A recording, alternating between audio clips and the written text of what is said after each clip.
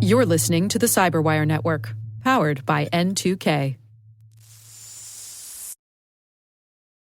Running a business comes with a lot of what-ifs. But luckily, there's a simple answer to them. Shopify.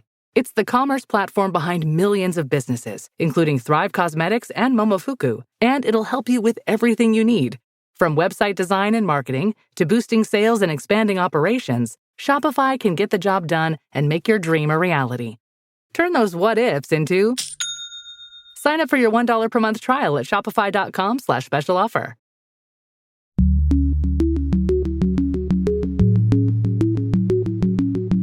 Hello and welcome to Caveat, N2K Cyberwire's privacy, surveillance, law, and policy podcast. I'm Ben Yelin from the University of Maryland Center for Cyber, Health, and Hazard Strategies. Sitting in for Dave Bittner today is Ethan Cook, lead analyst and editor of the Caveat blog. Hey, Ethan. Hey, guys. On today's show, I discuss the legal and ethical issues surrounding Sora, the tool being used to make AI-powered videos of deceased celebrities.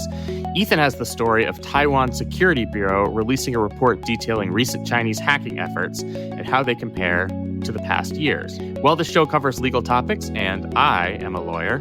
The views expressed do not constitute legal advice. For official legal advice on any of the topics we cover, please contact your attorney.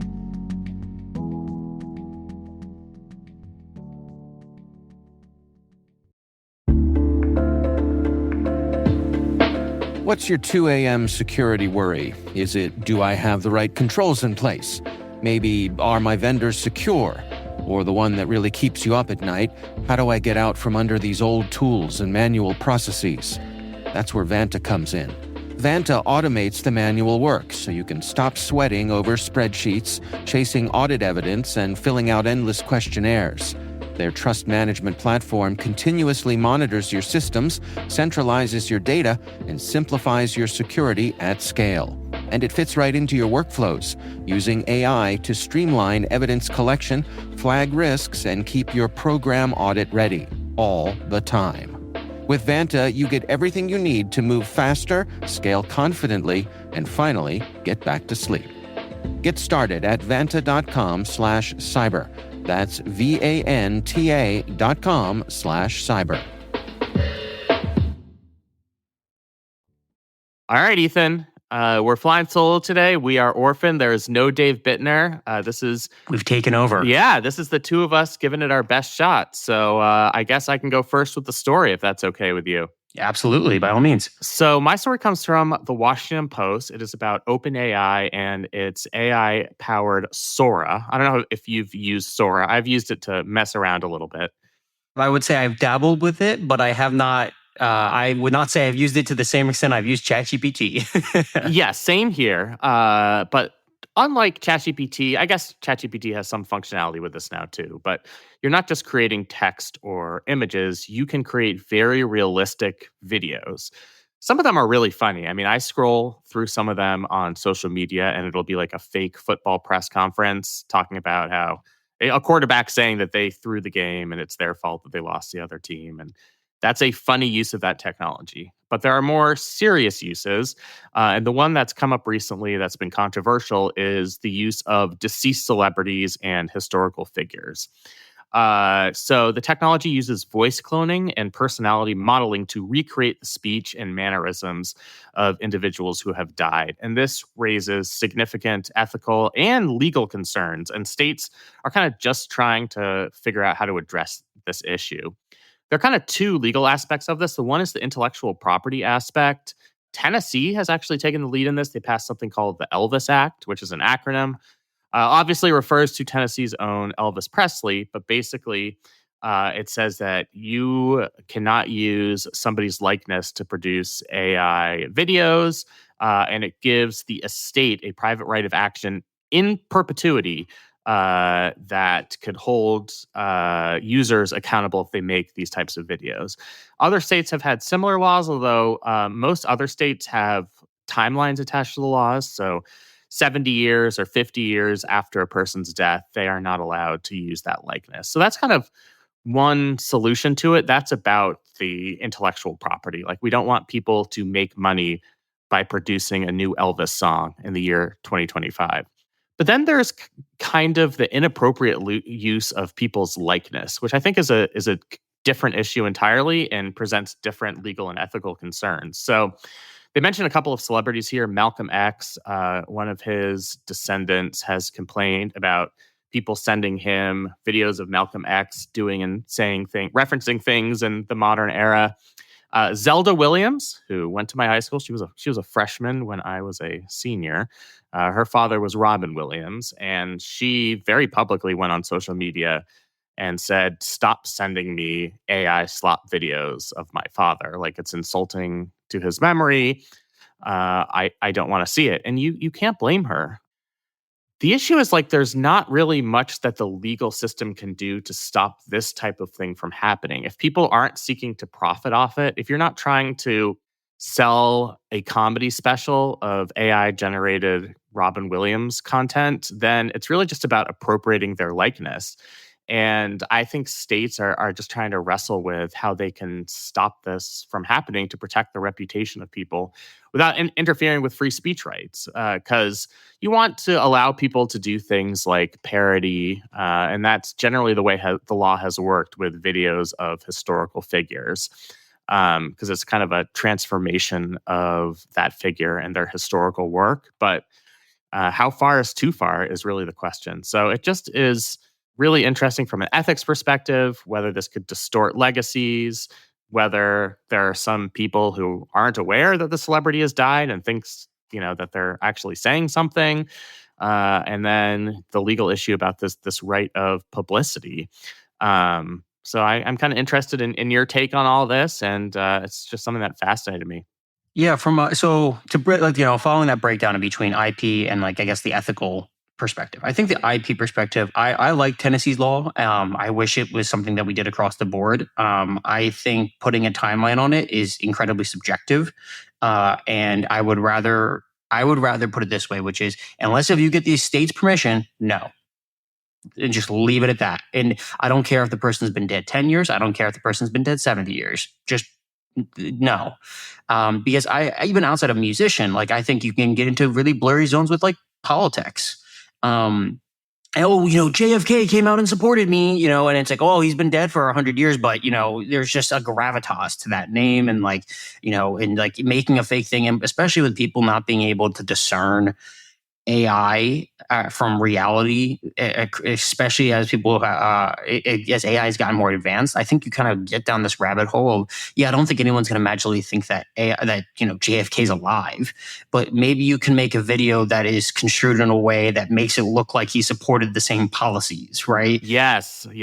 I mean, that is more of an issue. Exactly, right? So now I think you're getting into this thing. It's I don't think anyone's going to think that George Washington's coming out and saying, I'm a big fan of X, Y, and Z politician. The guy's been dead for better part of 2 centuries. But the flip side of that being, okay, what happens if he comes out, someone makes a fake video saying, he's a big fan of this or this policy. Well, someone sees that, they don't know it's fake. They're like, "Oh my God, there's a voice recording, and it's of his speech that he read, right? And that means it's real." And they can't discern the fact that it's not. I mean, we have an entire podcast on the N2K Cyberwire network about social engineering. And, I think the unspoken reason why that podcast is so popular is that people fall for a lot of things that they really shouldn't be falling for. So maybe, George Washington's been dead long enough, but use the JFK example you gave. Let's say somebody put up a video of Reagan. Let's use Reagan as an example. And somebody put up a video of Reagan talking about the importance of abortion rights or something, which is clearly something he didn't believe in. And that could end up tricking people, and it could be very misleading. Now, in a normal course of action, if that person were alive, you think the proper remedy here would be a defamation suit, right? So something that ruins Ronald Reagan's reputation. When Ronald Reagan is alive, he would have the opportunity to sue somebody to protect his reputation.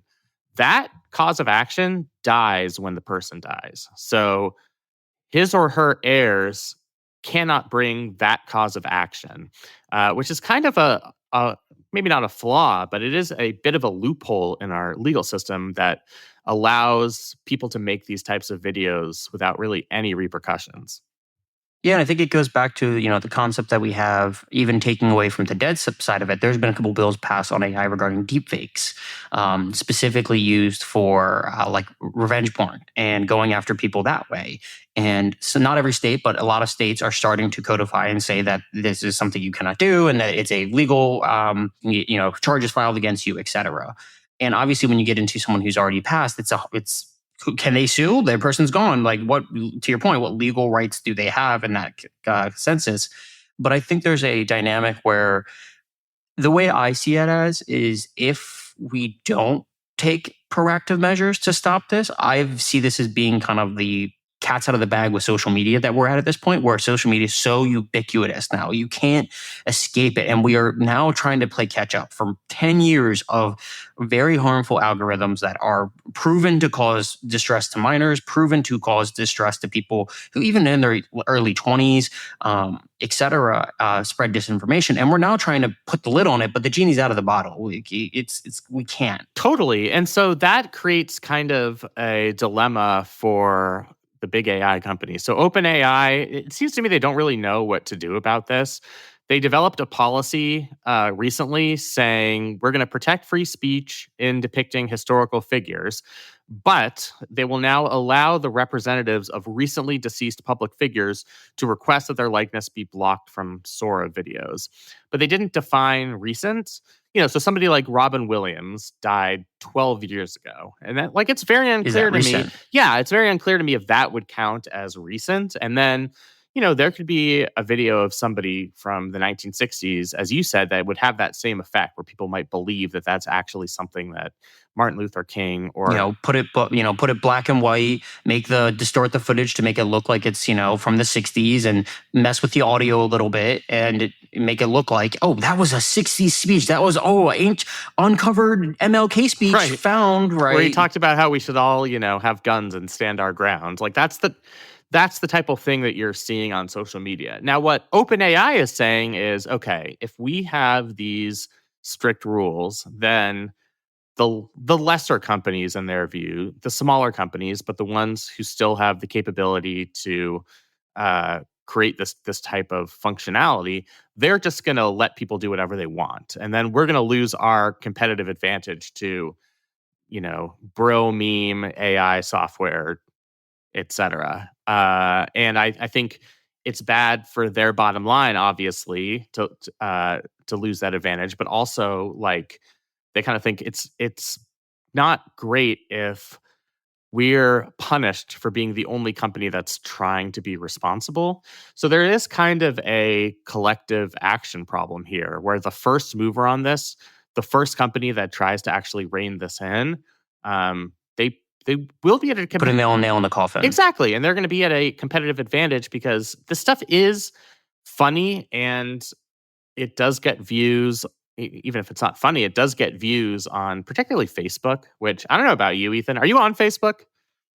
I am on it, but do I use it? No. Yeah, I mean, I barely use it anymore because I would say at least 50% of my news feed is complete AI slop. And it's stuff that doesn't even make sense. It'll be like, here's what Travis Kelce said about Charlie Kirk. And it's like, he never said that. It's a fake quote, but there are thousands of comments and people believe it. And Zuckerberg obviously knows this is happening and he's doing nothing to stop it because he's getting the profit off of it. Exactly. Ad revenue, there's engagement, metrics, etc. To your point, I don't think we can wait for companies to decide that they are going to do something about it, because I don't think any company, especially with how competitive the AI landscape is right now, are going to willingly shoot themselves in the foot for the sake of morality. We're not at that point yet. I think there's companies who recognize that it's valuable to do this, but they're not going to be the first one, to your point, walk through that door. I think this is something that has to be led by a federal authority, which unfortunately I just don't see coming, given the administration's deregulatory stance on AI, which I understand from that perspective, right? They want America to be the top dog in AI for the next 10 years. And flip that over to Europe. You see Europe starting to remove a lot of their guardrails right now because they recognize that they put up a lot of guardrails to protect people from these problems. And AI companies said, okay, well, we're just not going to invest in you. we're going to invest and put our hundreds of millions of dollars into somewhere else. And we'll go to China and they'll let us do this. And, they will reap the benefits of whatever economic benefit AI is producing. I agree with you that this needs to be something addressed at the federal level. The problem is there's probably not that large of a constituency behind this. When you think about something like revenge porn, that could end up affecting a lot of people, not just celebrities, but anybody whose picture or voice is on the internet can be scraped and used for that purpose. So you have a lot of potential victims. Here, most people aren't direct descendants of deceased celebrities. So I'm not sure that I could imagine there being the same type of groundswell. I do think there are. I think you'd have to pull it I think it'd have to be a part of a package. I don't think you could make any individual law that's yes, celebrity or politicians, right? You'd have to be something that it's a addendum or it's a line item in a larger bill that we kind of all just look and say, yeah, that's a great thing. Let's put that in there. But that's not the main focus of the bill. The main focus on the bill is X, Y, and Z. Yeah, I think that's absolutely right. It would be part of a broader AI regulatory measure. And we've seen Congress dabble in it. I mean, they've passed this year, as we've discussed, the Take It Down Act, which allows people to take down or request takedowns on content that depicts them in a sexually explicit manner. So Congress, when it wants to act, and it's something that has bipartisan support, I think could act. And I agree that this could be part of a larger AI package.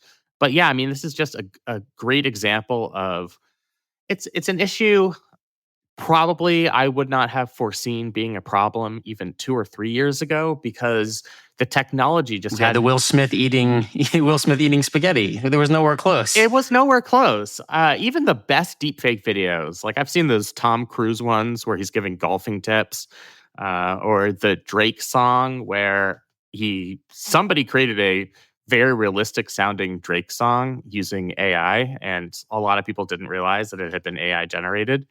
But even since then, the technology is so much better. It is legitimately convincing if you are not discerning. And I think that's not good when it comes to the reputation of historical figures, the accuracy of what those historical figures said, and then the people like the descendants of these celebrities who have no legal rights to stop people from making AI slop about their deceased relatives. Yeah, I'm right there with you on it. We will be right back after these messages from our sponsor.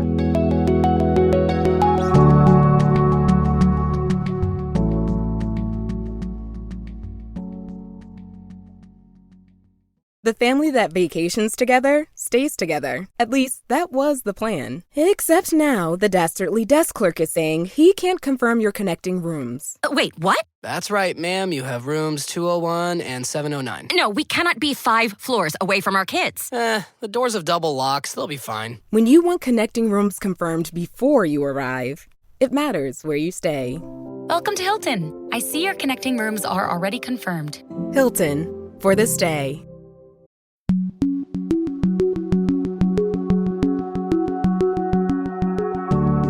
Ethan, why don't you share your story with us? Yeah, so I got some news coming out of East Asia.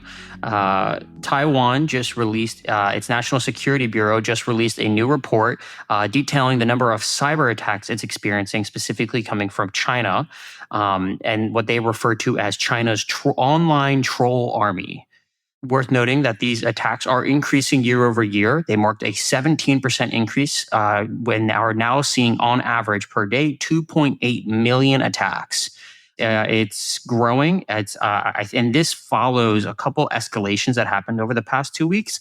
The first escalation, or the most recent one, was China put out a bounty for a Taiwanese PsyOps unit, which they accuse of flaming the fans of separatism, and are offering a $1,400 reward targeting 18 core people related to that operations group.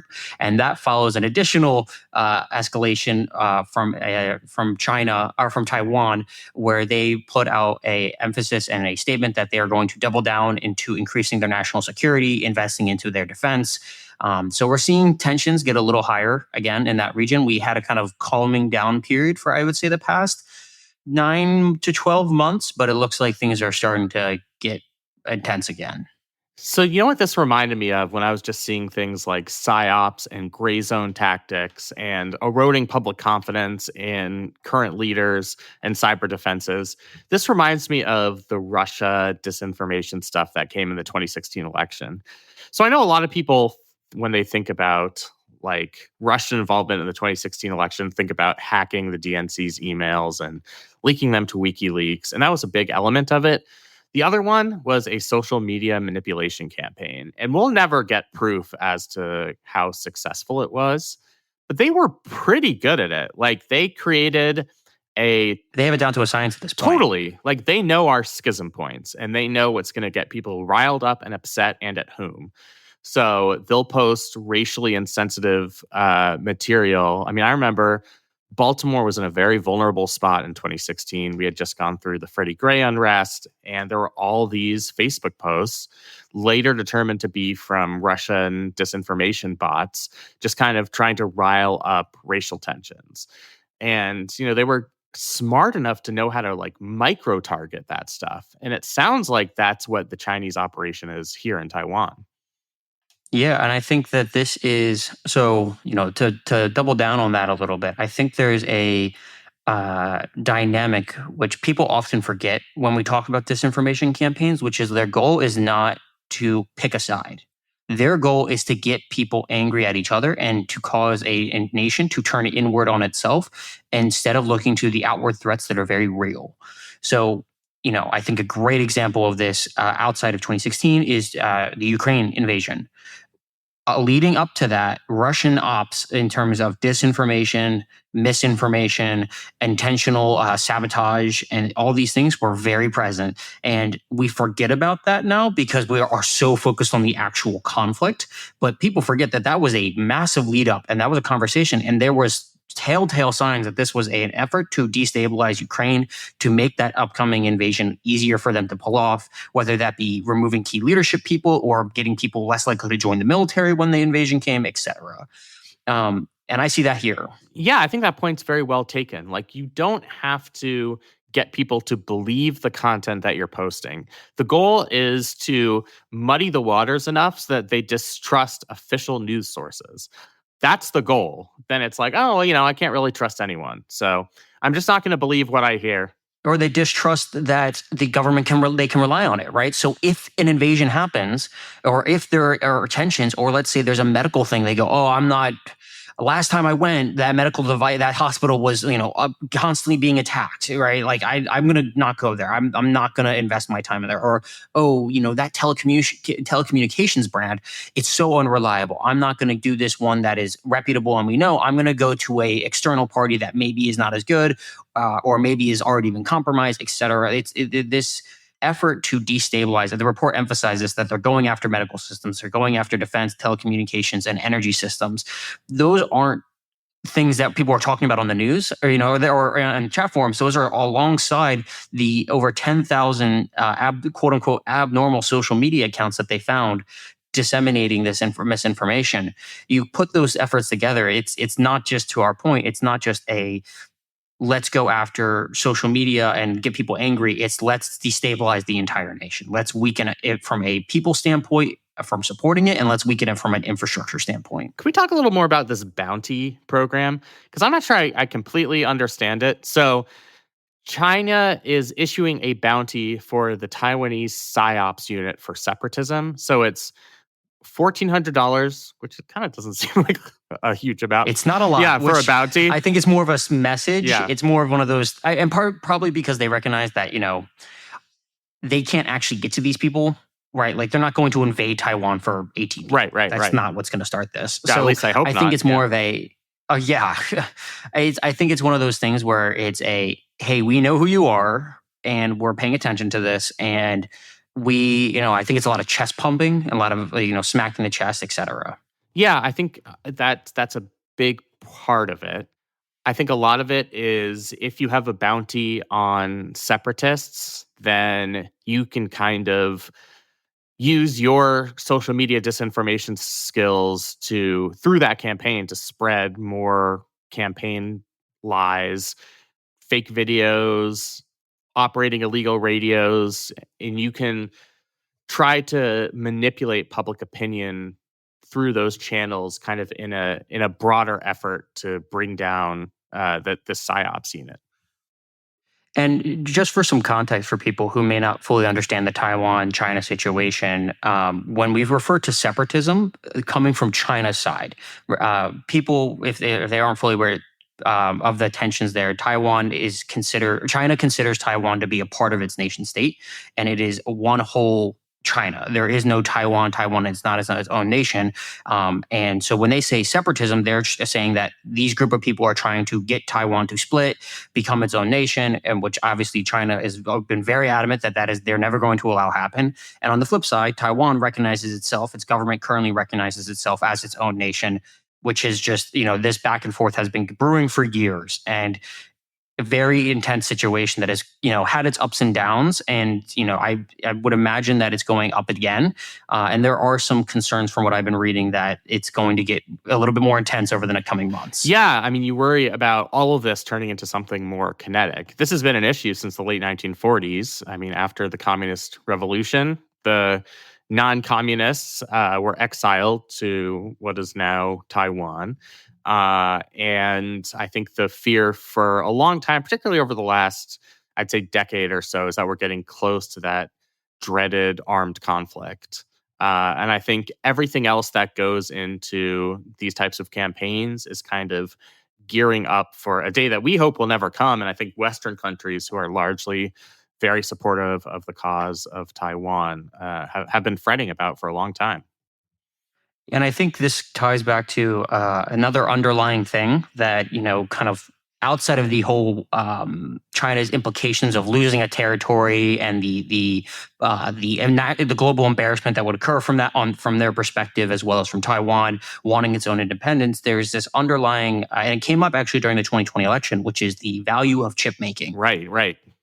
It is no secret that Taiwan is the global leader in chip making at the moment. They've positioned themselves incredibly valuably, not just for Asian relations, but all of Europe, a lot of American relations. And it's not just the ability to create, but the ability to innovate on chip making. And that has been a huge sticking point for Western nations on defending Taiwan, because they recognize if China comes in and takes all of it over and is running it, that puts a huge instability in supply chains that are now, 2020 proved it with COVID, one of the most critical things in our modern day. Right. I mean, and we just rely on this type of chips technology for a greater percentage of things that we do in our everyday lives. And I don't think we could fully comprehend what a interruption to that supply chain would look like, especially since, there have been legislative efforts, the CHIPS Act, to increase chips production in the United States. But correct me if I'm wrong, we haven't stood that up at a sufficient level where we aren't reliant. And we're years away from it. Yeah. So if this conflict gets serious and kinetic over the next couple of years, then besides obviously the human rights aspect of it and the terrible nature of any global conflict of this type, it's going to have significant economic implications for the United States. Yeah, and I think there's, going to that, which is, talking about the escalation, it's why over the past year we've seen a very deepening of ties between the U.S., even further than under Biden, which, worth noting, under Biden, they were very tight, but they are furthering, double downing, the Trump administration is double downing on these relations. We saw earlier this year, I remember that Taiwan released in its annual or biannual security report that they are going to be investing in joint security operations for cybersecurity tabletop exercises with the U.S. military. In the Big Beautiful Bill, we saw a ton of money get allocated for Asia Pacific operations for cybersecurity. And we just, in the report that came out last Friday on October 10th, the Taiwan said it is going to further invest in its quote T-Dome project, which is it's a missile interception program to further secure itself. So kind of like an Iron Dome. Exactly. And in fact, when announcing that, they specifically referenced the U.S. is making its, I think, what Trump called the Golden Dome or something along those lines. Everything is golden with him. Yeah, so it has to be. Yeah, yep. And the outside of just being able to intercept missiles at a much higher rate than traditional, it's a clear sign that that the nation is further deepening its ties with Western nations to get that tech and that security.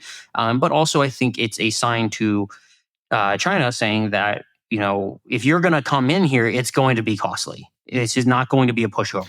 Right. I think, and not to get this too complicated in international affairs, but I think that's been a big unstated implication of the entire Ukrainian conflict is how strongly are Western countries going to react to something like this? Are we, a country like Russia or China, able to get away with invading a smaller country without facing the type of existential repercussions? And that kind of remains to be seen at this point, although it's been much harder for Russia militarily than I think anybody would have expected. Yeah, I think, Ukraine was a big one in terms of defying expectations. I think when that all happened, everyone's like, oh, this is going to go so fast that the Goliath that is Russia is going to roll over Ukraine. And I mean, here we are years later, and Russia's made progress, but it's not made the progress that I think everyone was expecting it to make. Yeah, it's ultimately still a stalemate that needs to be resolved, probably diplomatically. Yeah, I think it's kind of turned into a war of slow attrition rather than that kind of boom, that kind of instant attack takeover that we were expecting. And I think to bring it back to Taiwan in this report, I think the heightening of tensions regarding PSYOPs and regarding this misinformation that's been going on, I think we look at, to tie it back to a previous conversation we had earlier in this episode regarding AI, I think that these misinformation, they were already good years ago, but I think they are only going to get better and more invasive as these technologies continue to develop. And now you can have them make misinformation so fast, spread information so fast, engage with each other so fast. And from what I understand and from what I look at, it doesn't look like social media companies are really that interested in turning these conversations off. No, absolutely not. Especially ones that might be run by companies with close relations to the Chinese government, not to name names. Yeah. Well, those are our stories for today. If you have a story that you would like to see discussed on the show or any feedback for us, please send us an email at caveat@n2k.com.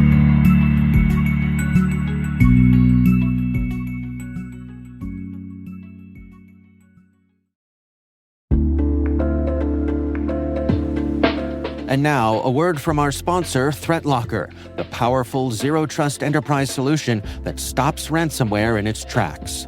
Allow Listing is a deny-by-default software that makes application control simple and fast. Ring fencing is an application containment strategy, ensuring apps can only access the files, registry keys, network resources, and other applications they truly need to function. Shut out cybercriminals with world-class endpoint protection from ThreatLocker.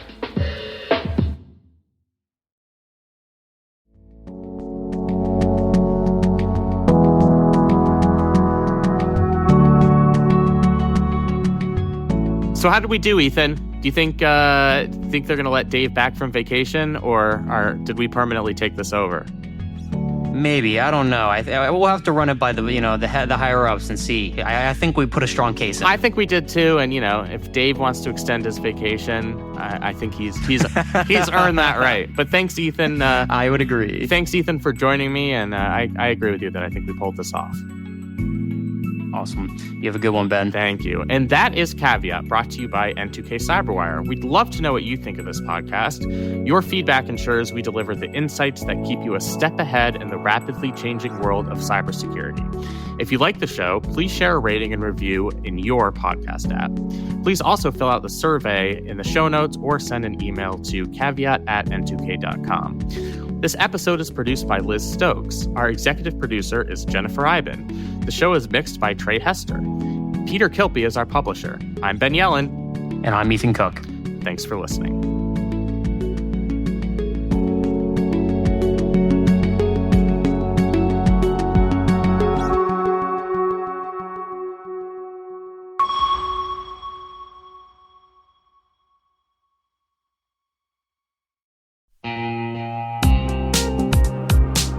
Cyber Innovation Day is the premier event for cyber startups, researchers, and top VC firms building trust into tomorrow's digital world. Kick off the day with unfiltered insights and panels on securing tomorrow's technology.